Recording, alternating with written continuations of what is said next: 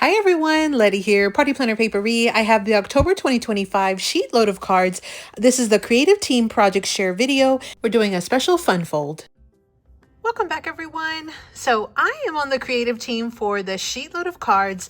This is a 2-page sketch that Call Me Crafty Owl, her name is Alicia, releases every month. There is an entire team of creative team members. I will link the entire list down in the description box below.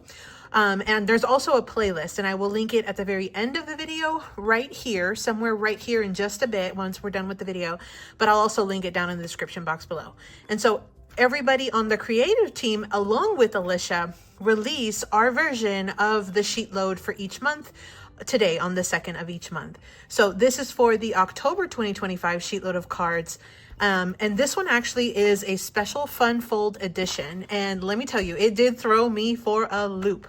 So what I wanted to do in this video was not only show you my cards, but also kind of give you a couple of tips and tricks that I learned. And I'm sure Alicia and the other team members will be doing the same today.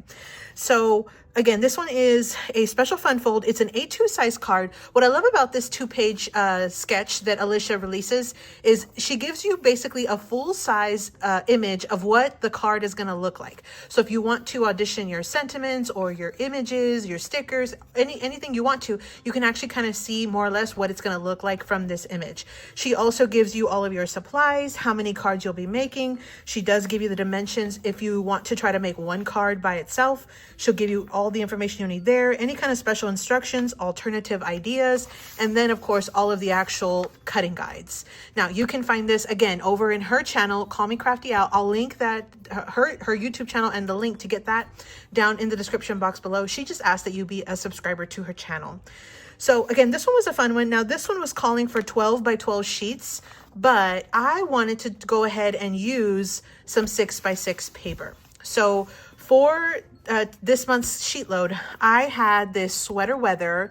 It's a 6 by 6 mega pad from Echo Park, 48 sheets. They're double-sided, and I had taken it out last month in hopes that I could maybe potentially try to smash it. And let me tell you, just by making 8 cards with this card sketch, this sheet load, I was able to use up a big chunk of it. Look at all the space that's like left in my book here. I have a few scraps, but then I think I feel like I used about half of the actual paper. Again, this sketch calls for 12 by 12, but I was basically able to make like one card from each of these. But I also did use some of like this pad comes with solids as well, and I was able to use the majority of the solids. Now, I had recently hauled this little paper pad plus this sticker sheet, the coordinating sticker sheet. It's the sweater weather sticker sheet from a recent Echo Park warehouse sale. I think the most recent one ended yesterday, so I hope you all were able to take advantage of that sale if it's something that you wanted. But you can see here, I did use quite a bit of the stickers so far. And again, I still have about half of the pad left, maybe a little more. So I'm planning on using the rest of these stickers with the remaining pieces of this pad. So let me show you my cards. Okay, so here are my cards. I think they did turn out cute. I will say that there were a couple things that threw me for a loop. Now, let me show you my final card, and then I'll point out a couple things that I saw, and I'll definitely take note for next time. So here's what the card looks like. So you can see it does look very similar to the card sketch. She had a circle, like a die cut circle here with a sentiment. I went ahead and used the 3 by 3 cut aparts that came in the little pad.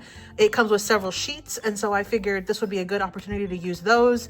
There were a couple of cards that I ended up bringing out some of the 3 by 4 cut aparts, and it's just because I ran out of good 3 by 3s from the paper pad. Now I did go ahead, you can kind of see it does pop up. It does pop up towards the front, just like the sketch is calling for. You can kind of see here. And I did add a couple of stickers here to go with the front. And you can see again, it's literally, it's folded just like the sketch is calling for. Now here's where it changed. There's a couple things that caught me off guard. You can see here that my margin on both sides of this middle strip right here is not even.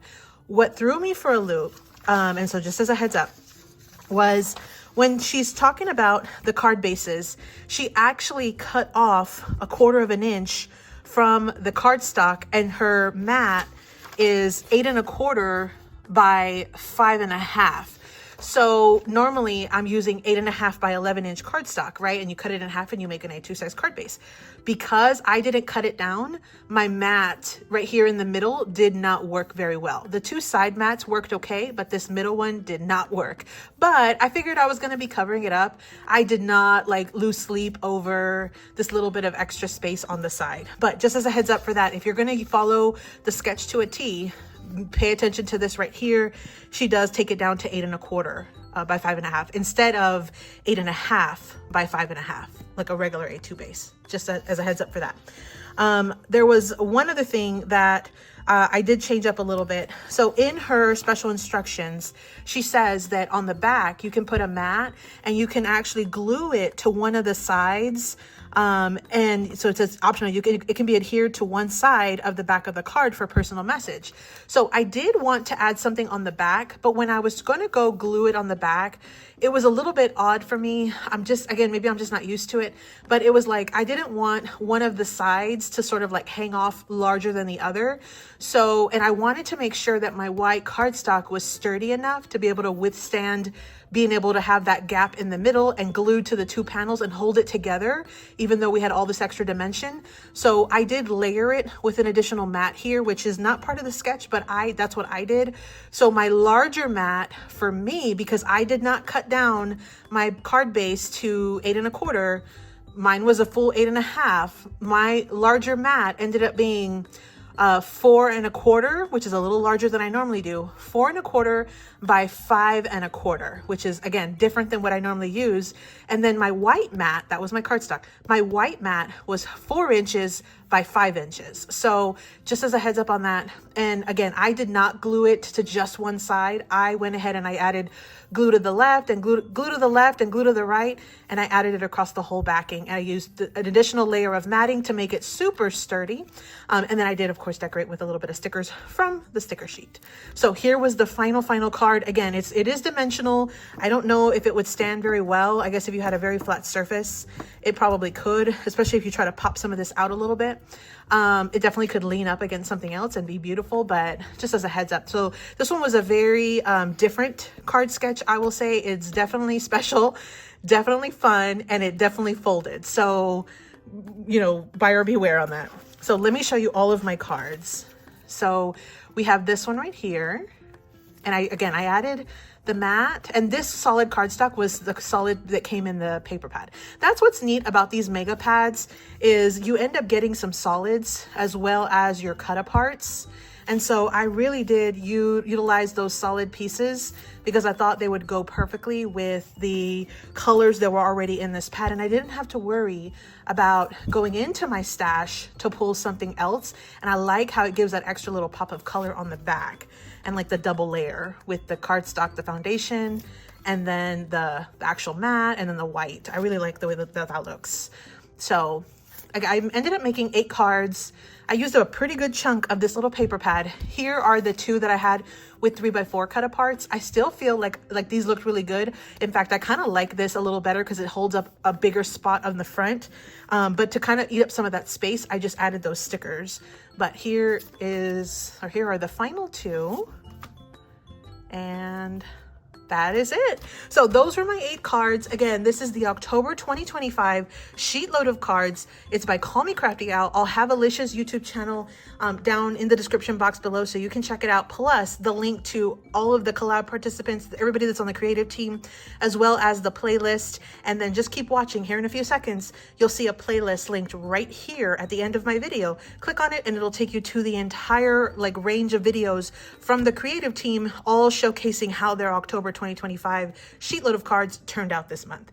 Well, I hope you enjoyed that. Hope you got a little bit of inspiration and maybe some tips and tricks so you don't make the same mistakes that I did. I feel like the cards still turned out really cute, even though they were sort of like oopsie kind of, cards. They weren't true to the sketch, but I like the way that they turned out still. So thank you so much for visiting. I hope you got inspired. As always, happy crafting. Thanks so much for visiting, everyone. Right here on the left part of the screen is the playlist for the creative team's inspiration videos. Happy crafting.